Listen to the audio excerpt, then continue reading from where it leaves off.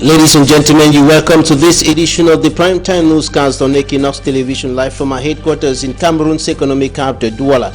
I am Babla Jonathan. In our top stories in this edition of the news, the Fako High Court in the southwest region of the Republic of Cameroon declares itself incompetent to handle the case of dead journalist Samuel Wazizi. The court rejected the second habeas corpus appeal. Today we'll be bringing to you details in this newscast. In the meantime, journalists took to the streets in the northwest regional capital Bamenda and the political capital of Cameroon, Yaoundé, today, demanding for justice for journalist Samuel Wazizi. And out of the country, the president of Burundi, Pierre Nkurunziza, dies at the age of 55. He died of a heart attack.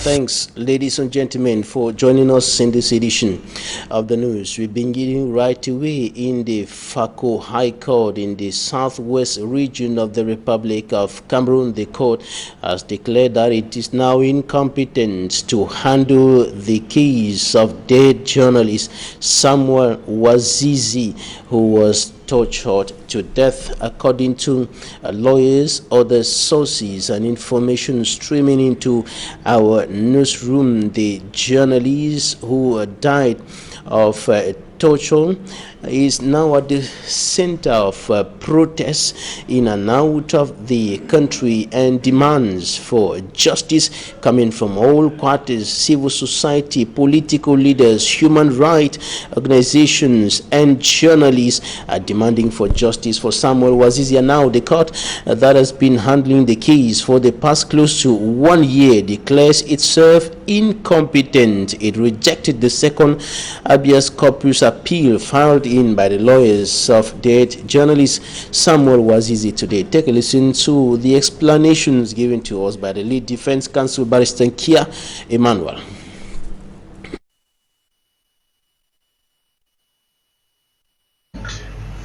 Invoke the rule of evidence known as judicial notice to say that it recognized the statement issued by the Ministry of Defense announcing the death of Wazizi, and that in that statement it was indicated that Wazizi died, he was taken out of Buea and he died in Yaoundé, and that in that regard he believes that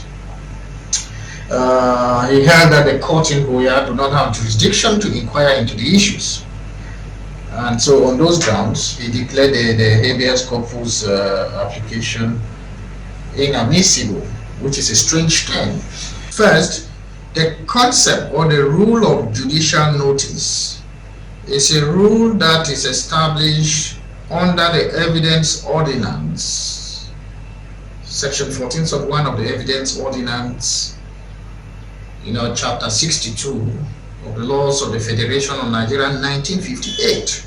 So, in other words, the court relied on the laws of Nigeria to pass judgment in this case, whereas the Criminal Procedure Code has specifically repealed that provision of the law. If there was any fact that was known, it was the fact that Wazizi had died in August 2019, and that fact was known to the government. That fact was known to the Ministry of Defense, and we had expected that if that fact was known to the Ministry of the Defense, the State Council should have known that fact. That fact would have been brought to court, and if it were brought to court, we would have addressed it accordingly.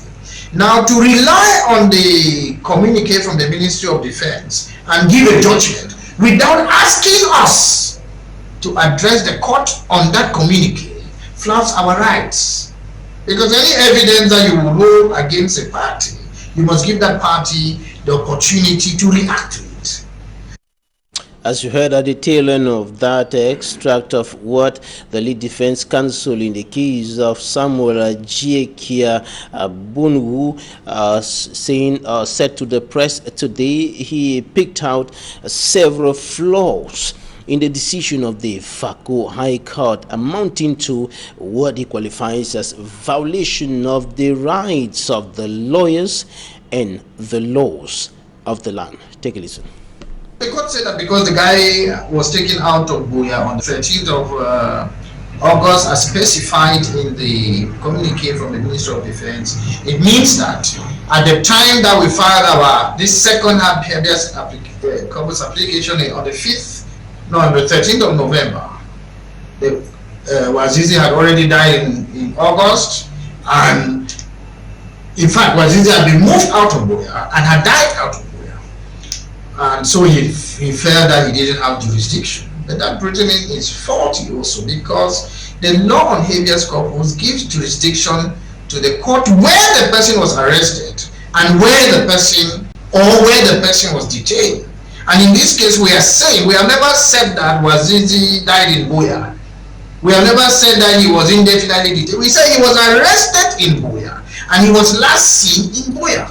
The court went further to say that we should proceed, we have a right to appeal. That is one area where we also find the ruling faulty, because the right to appeal in the habeas corpus procedure can only be exercised after a full judgment on the merits. But in this case, this is a matter in which the court takes judicial notice of a fact and declares the application inadmissible. It means that he has not looked at it on the merits. He has dismissed it on a preliminary ground. So when you dismiss on a preliminary ground, the parties are not entitled to appeal. But it will be a waste of time for us to try to appeal that kind of decision. And journalists took to the streets today in the northwest region of the country, notably in the town of Bamenda, and also in the nation's political capital, demanding for justice for journalist Samuel Wazizi, who was detained incommunicado and later declared dead by the Ministry of Defense in a press statement after Equinoxe television revealed that the journalist was dead since the 17th or since August 2019, and the communique or the press statement of the Ministry of Defense came with the precision that he died on the 17th of August 2019, and for close to a year the journalist was not seen. His whereabouts was not known by his lawyers, journalists, family members, and other persons. And of course, the journalists took to the streets in Yaoundé and in Bamenda demanding for justice for journalist Samuel Wazizi. Other organizations, human rights organizations, national and international organizations of journalists are also demanding for justice, and not only justice but the corpse of Samuel Wazizi, which until now has not been seen. And of course the case continues, and the Fako High Court today, the habeas corpus appeal of the lawyers or filed in by the lawyers was simply rejected, but the lawyers remain determined to get justice in this case. And another journalist who went missing since the 15th of May 2019, Kingsley Fomunyo Njoka, has been found. According to the Mandela International Foundation, an international non-governmental organization, he is at the State Defense Secretariat, and the organization indicates that he was abducted. This is the word used by the organization. He was abducted on the 15th of May in his home in Bonaberi, Douala 4 subdivision by armed men, later on identified as state workers. We will be talking about this in the second part of this newscast. Time for us to talk about the strike of some teachers in the nation's political capital, Yaoundé, and this strike is one of the consequences of the coronavirus pandemic, and some teachers have gone on a sit-in strike action in front of the Ministry of Basic Education in Yaoundé, and they face police repression in that protest move, and they urge the minister to ensure that errors are corrected and recruitment criteria respected. We have details in this report.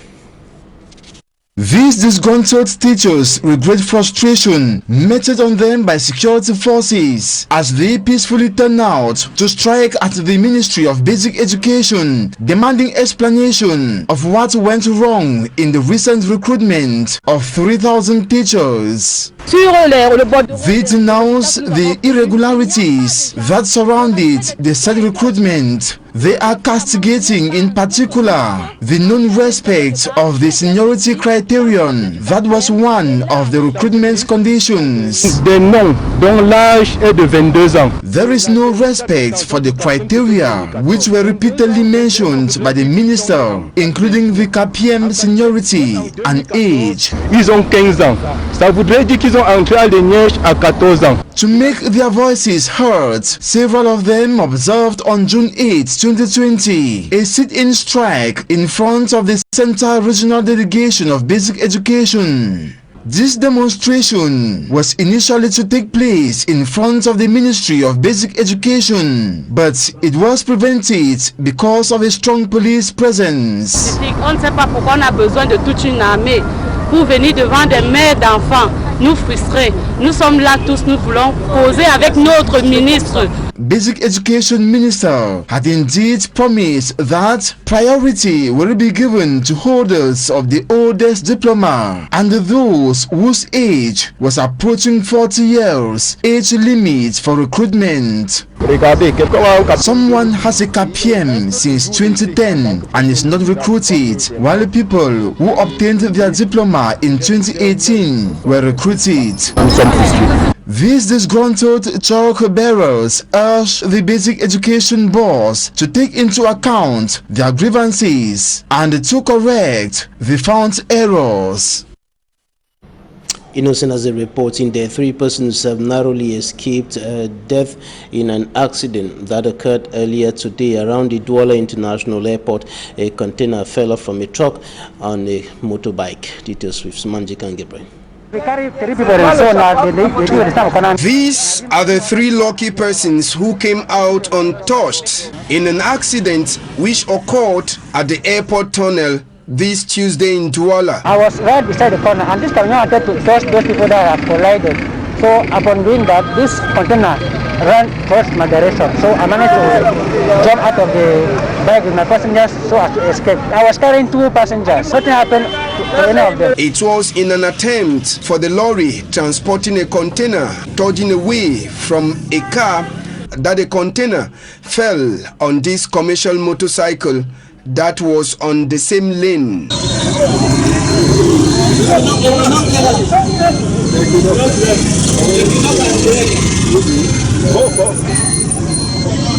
The private car, reports say, was on top speed as well as the lorry.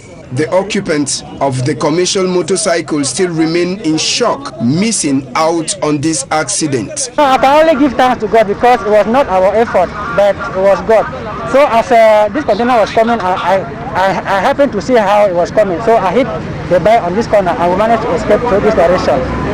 Upon doing that, the container hit my bike and my bike is under here. The lorry transporting the container ran away out of fear. Public security officers later came to the scene of the incident to transport the private car that was destroyed and enable circulation to flow again normally. Now, in news concerning or directly related to coronavirus, households in Cameroon say they have witnessed a significant fall in their living standards as a result of the impact of the coronavirus, and this is contained in a report from the National Institute of Statistics carried out on the effect of the coronavirus on households across the country. The National Institute of Statistics investigated the impact of the coronavirus on households across the country, and this is compiled in this report compiled by For Me Armstrong Standard.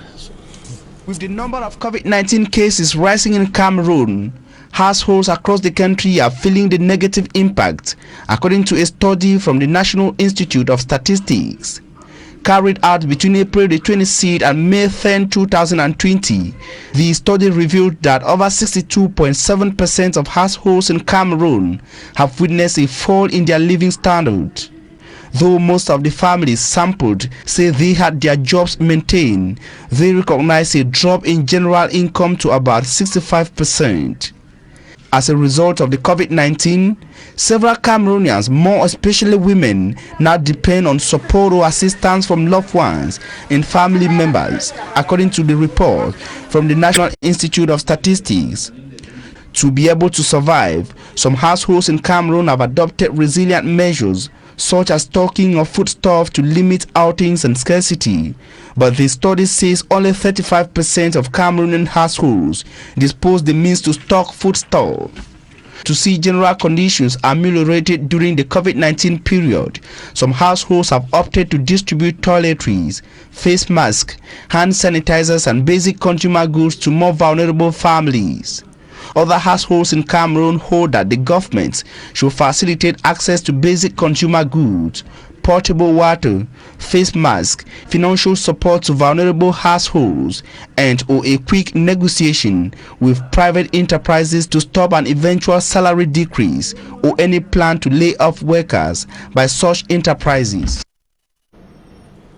And officials of government schools in the Nyong-Ankele division in the central region of Cameroon have expressed the limited number of classrooms to contain the required number of students, and of course they are indicating that this is one of the major difficulties that they are facing in their efforts to keep a school going, pupils and students learning and safe from the coronavirus. Immaculate Fogo reports.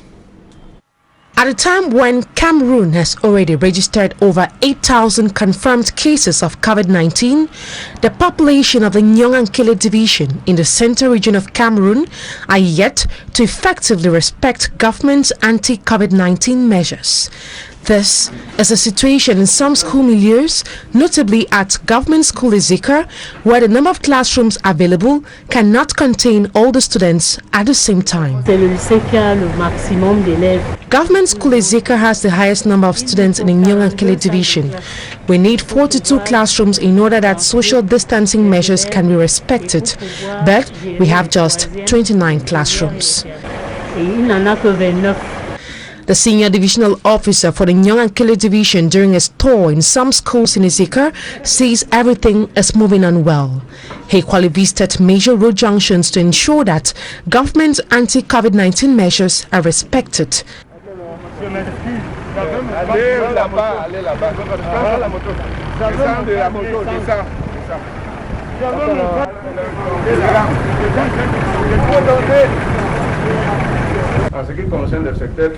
We are still facing difficulties trying to sensitize the people in the transport sector. We will continue sensitizing everyone until they are able to start respecting the measures.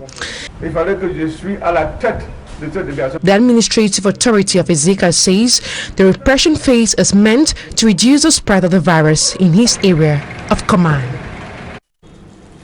President John Magufuli has declared that Tanzania is free from COVID-19 thanks to prayers of citizens. He told worshippers in a church in the capital, Dodoma, that coronavirus has been defeated and eliminated thanks to God. The government has stopped publishing data on the number of coronavirus cases in the country, and in the last publication there were 509 cases and 21 deaths in Tanzania. The World Health Organization has expressed concerns over the government's strategy on COVID-19.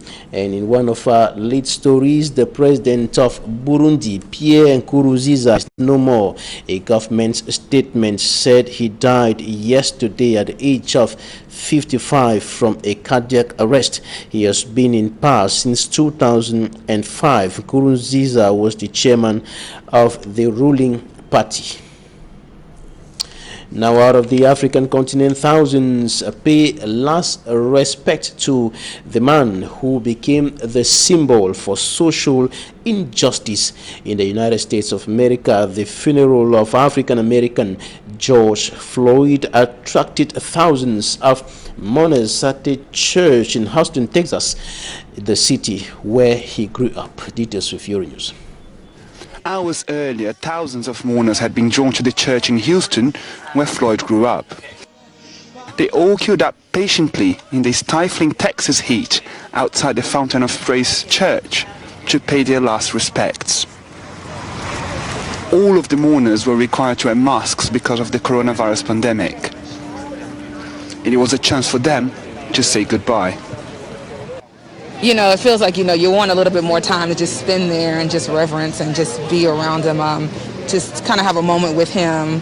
But it is so short, but I'm definitely glad that I came. You're seeing people here, black, white, Hispanic, Asian, Middle Eastern, European, everybody's here, man, in peace, and to celebrate a life that should not have been lost, and to see the American spirit in action. Floyd's death 2 weeks ago continues to stoke protests in America and beyond over racial injustice. Peaceful protests over the death of George Floyd have continued in New York. More than 10,000 people have been arrested around the country, but protesters in recent days have been overwhelmingly peaceful. And the protest turned sour in Brussels, where the protesters met with stiff resistance from forces of law and order. Gets Equinoxe. Fending off missiles in central Brussels. Riot police dividing a number of small groups around the Porte de Namur metro station. Inflamed tensions.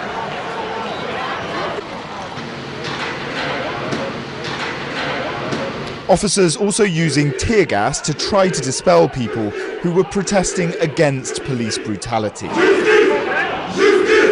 jewellery shop window smashed in the violence. Belgian Prime Minister Sophie Wilmès tweeted to say that the cause of the Black Lives Matter demonstration is just, but her regret that there wasn't an alternative. Earlier in the day, before the clashes, peaceful protesters climbed the statue to Belgium's colonial King Leopold II, waving the flag of the Democratic Republic of Congo. His rule oversaw the deaths of an estimated 10 million people in what was then the Belgian Congo. Murderer, they cried. The protest started calmly with a permitted and planned demonstration sparked by solidarity for the movement in the United States. The death of George Floyd likened to those of Adil, Mehdi and others in Belgium who died during run-ins with the police. I have sons, I am a mother, and I am here to support the black movement. Women are dying, not physically, but because of the children, what their children are going through. We are still oppressed by the system, because even if you want if you are looking for a job or just on school with the teachers, they are always gonna act differently towards people of color. It's a worldwide problem.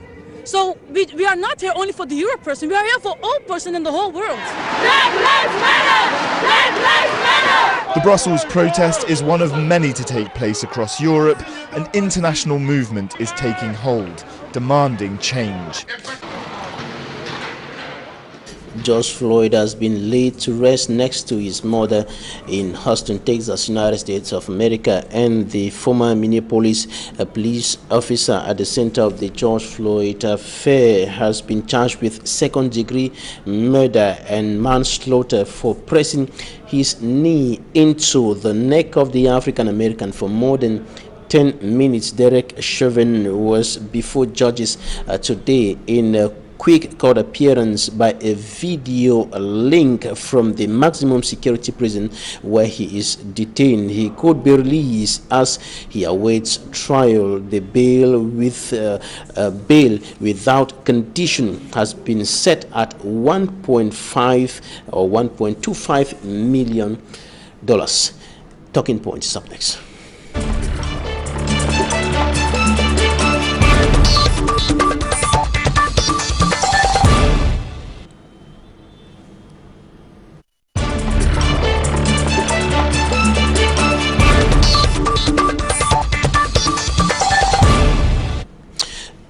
Our guest is joining us from Cameroon's political capital, Yaoundé. He's a human rights expert and the executive director of the Mandela International Foundation, Jean-Claude Fokno. Fokno, thanks for joining us today. Equinoxe will be with us. You're welcome. Now, you published a statement on the whereabouts and the situation of another journalist who has disappeared from public view since the 15th of May 2020, and you say that the journalist Kingsley Fomunyo Njoka was abducted. Is that?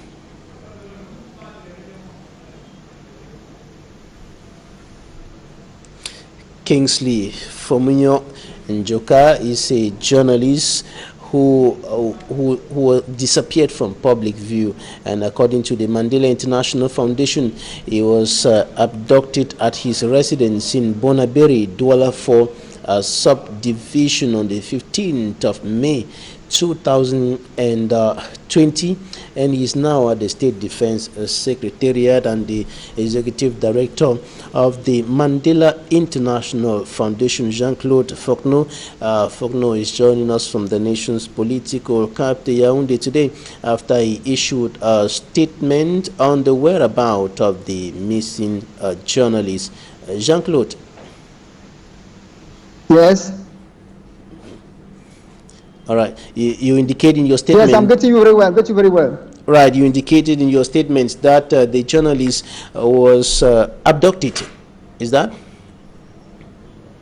Yes. We are talking about journalist Mr. Kingsley Fomunyo Njoka, who work with a local radio station, that's Magic FM, and is also a writer for a popular Catholic bi-weekly magazine, Le Fort Camerounais. So he was whisked off in the front of his residence at Bonaberi on May 15 around 6 a.m.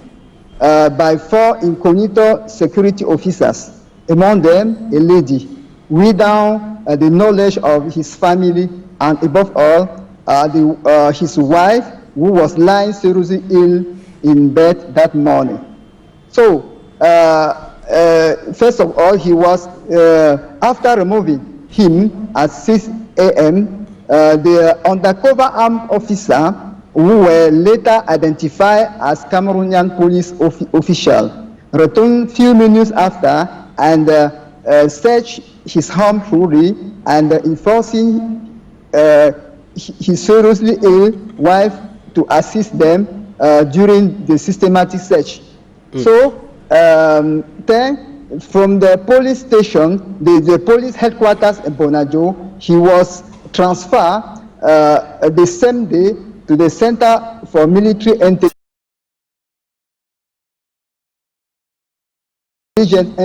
that is CRM, to the Ministry of Defense in Yaoundé, where he suffered serious acts of torture, cruel, inhuman, and degrading treatment during incommunicado detention for about 23 days before being taken to the Central Judicial Research Service and the SED, that's the Secretariat of Defense. Jean-Claude, you're a human rights expert, and I want to understand something. You said that he was picked up by officials of the National Armed Forces, but why do you say that he was abducted? Why do you use that word abducted instead of arrested? Because yes, we say it was abducted because he is clearly an illegal arrest without any warrant or title of justice, following by arbitrary detention, which is a real violation of the right to liberty and is in violation of national law and international standards, which the Republic of Cameroon has freely subscribed. That's why we say that it's an adoption, because it is totally illegal. All right. Now, where is Kingsley Fomunyo Njoka? Where is the journalist as we speak now? Yes, for the moment, the journalist is still at the Secretariat of Defense. That's the Central Judicial Research Service of the state.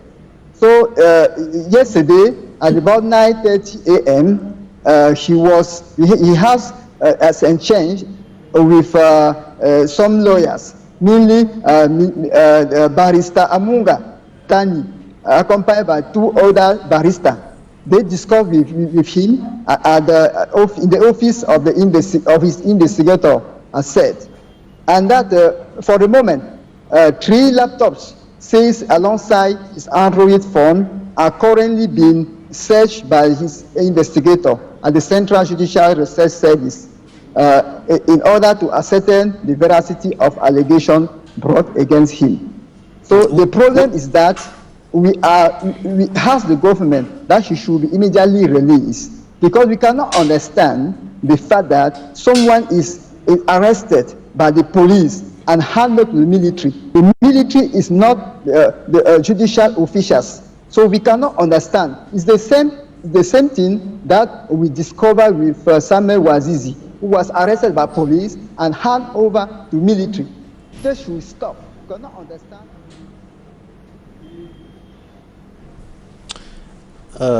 We're sorry that we're going to be ending here. Unfortunately, we could not continue to get more information from our guests joining us from Yaoundé. Thanks, ladies and gentlemen, for staying with us.